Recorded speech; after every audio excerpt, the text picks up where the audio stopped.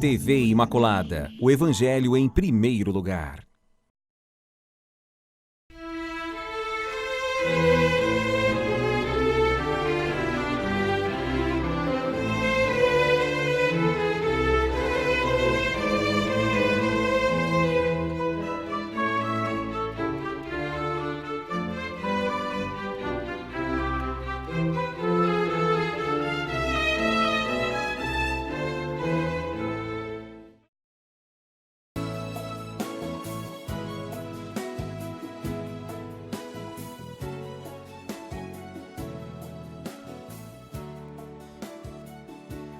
Olá! Sábado especial, todo dedicado à padroeira do Brasil, Nossa Senhora Aparecida. E vocês vão perceber que nós temos a imagem de Nossa Senhora Aparecida. Esta imagem que apareceu no Rio Paraíba, um momento singular da história do Brasil, onde nasceu a devoção a Nossa Senhora Aparecida. E de fato o programa Respostas de hoje tem um gostinho mariano, né? A nossa espiritualidade, porque sabemos que a espiritualidade cristã é uma espiritualidade mariana. Saudação a todos os brasileiros. Pedimos hoje de modo especial a intercessão desta Nossa Senhora Aparecida. E é interessante porque dentro do capítulo do estudo sobre a igreja, vejam onde os padres conciliares decidiram falar sobre Maria. Houve discussões muito intensas. A conclusão, Maria entrou no capítulo 8º do documento sobre a igreja. Por quê? Dentro da eclesiologia, dentro do mistério da igreja, Maria resplandece como um sinal muito especial. Por isso que o nosso programa de hoje vai refletir exatamente sobre o capítulo 8º da Lumen Gentium, que coloca Maria como exemplo, como tipo da igreja. Como nós podemos dizer, então, que o seguimento a Cristo, ele é, de certa forma e de modo muito claro, reforçado, ele é esclarecido, sobretudo pelo testemunho da vida e da correspondência dessa mulher que disse sim ao projeto de Deus, porque Deus encontrou nela um vaso aberto, uma porta aberta, sem obstáculos para a ação da graça, né? Nesse sentido, eis aqui a serva do Senhor de Maria, deve ser o eis aqui o servo do Senhor de cada cristão, de cada membro da igreja. Ela é, para nós, modelo.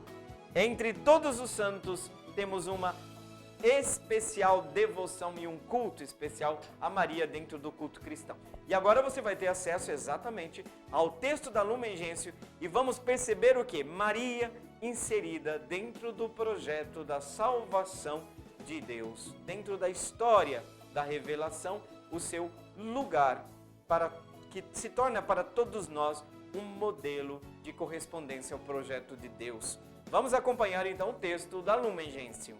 Natureza e fundamento do culto, exaltada por graça do Senhor e colocada logo a seguir a seu Filho, acima de todos os anjos e homens, Maria, que como Mãe Santíssima de Deus, tomou parte nos mistérios de Cristo, é com razão venerada pela Igreja com culto especial. E, na verdade, a Santíssima Virgem é, desde os tempos mais antigos, honrada com o título de Mãe de Deus, e sob a proteção se acolhem os fiéis em todos os perigos e necessidades.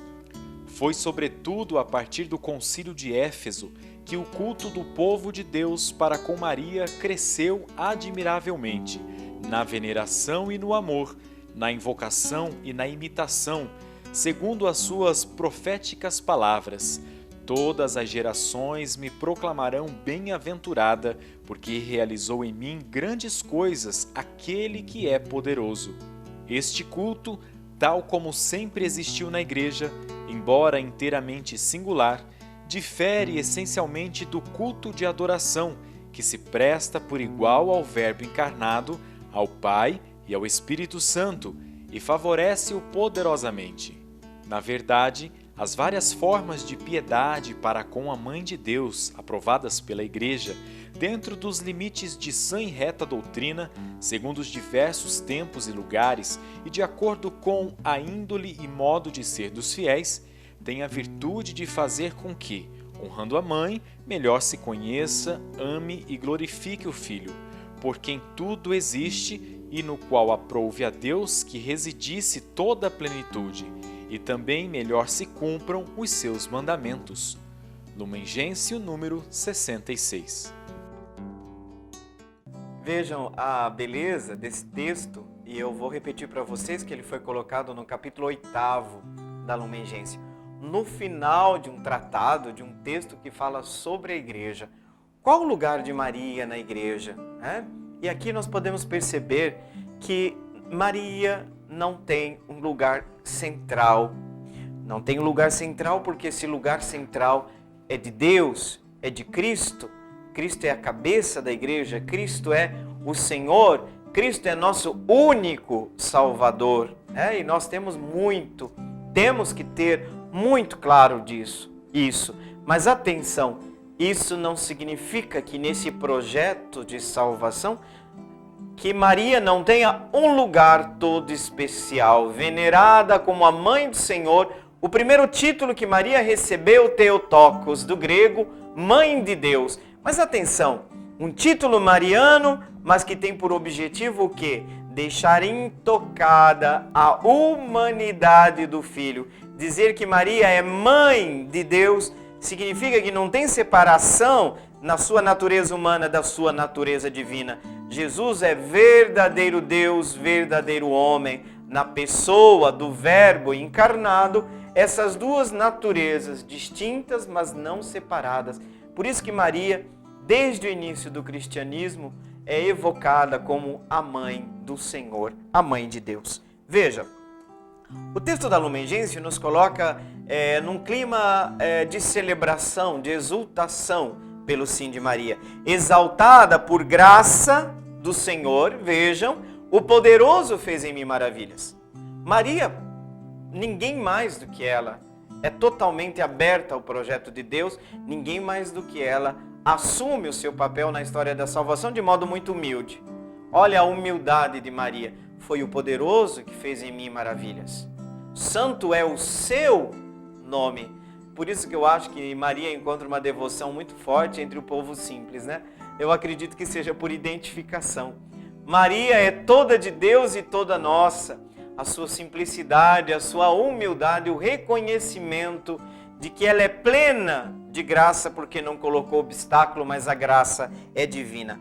Logo a seguir a seu filho, o texto da Lumen Gentium diz, acima de todos os anjos e homens, Maria, como Mãe Santíssima de Deus, tomou parte nos mistérios de Cristo.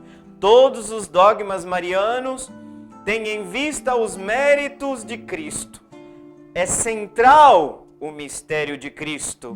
Maria participa de um modo todo especial desse mistério central de Cristo, mas é em vista de Cristo, do seu Filho. Maria tomou parte nos mistérios de Cristo e jamais podemos pensar uma veneração a Maria fora deste mistério central que é o Cristo. Fazei tudo o que Ele vos disser. Ele quem? O Filho.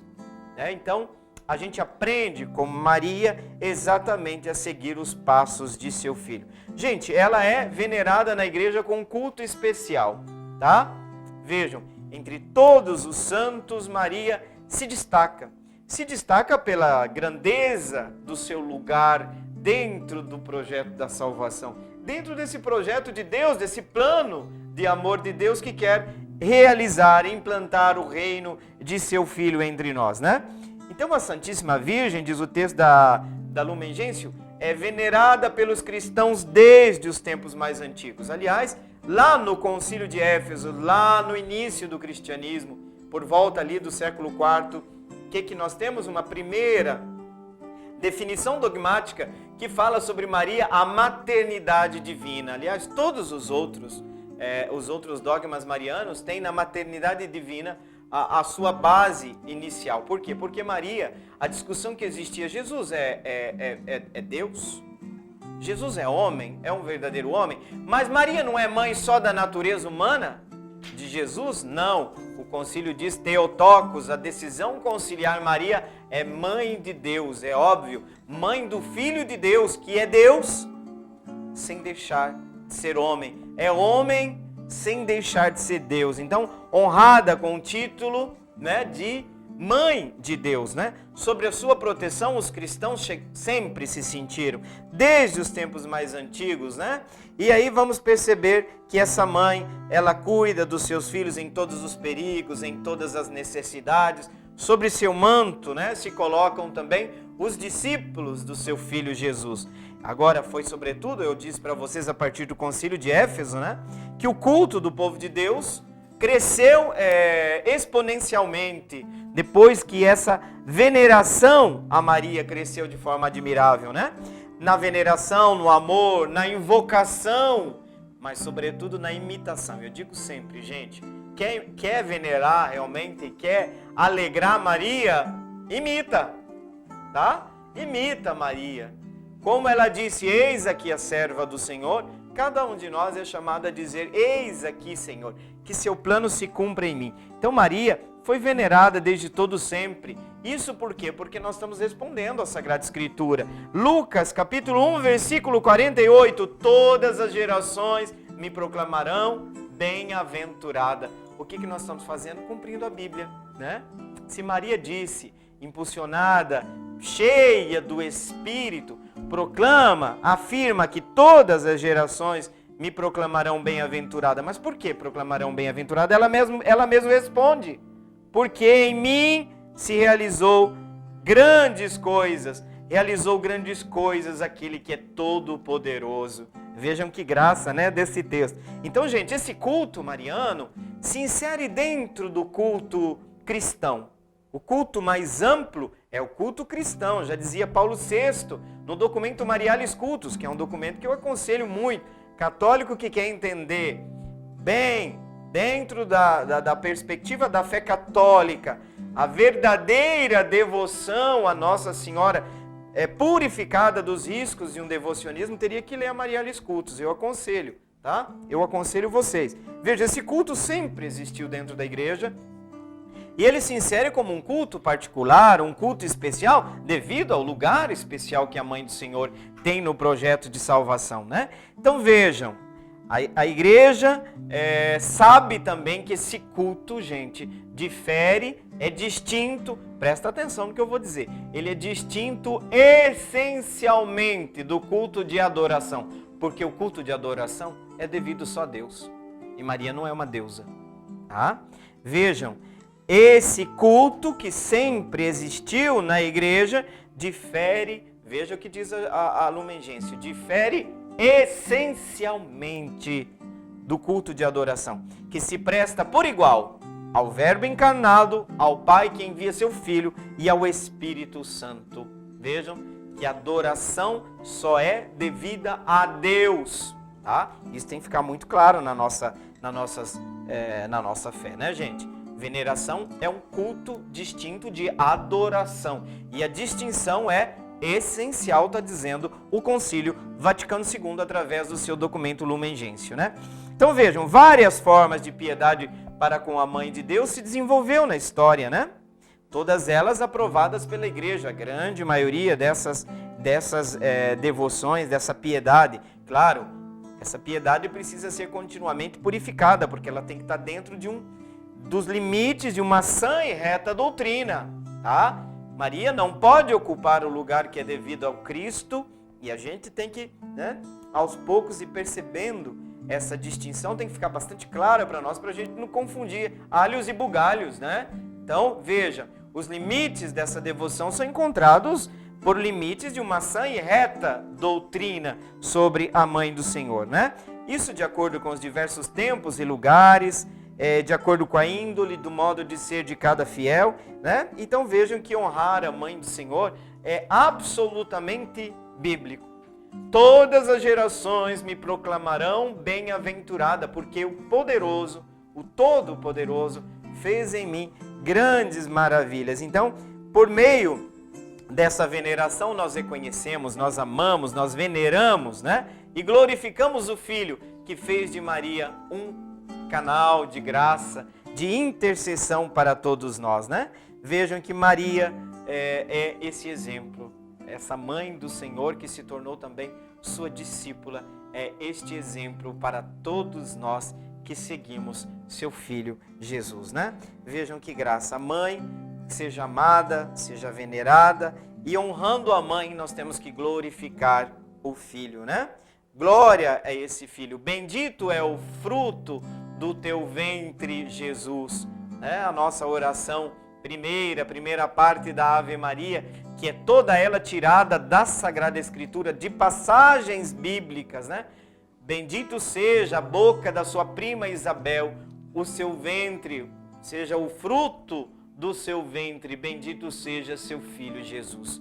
Venerando a mãe, nós estamos também glorificando seu filho Jesus. Então que graça, né? Podemos celebrar, ter a oportunidade de perceber que a nossa fé, a nossa identidade católica tem uma devoção mariana que nos leva sempre ao seguimento fiel do seu filho Jesus.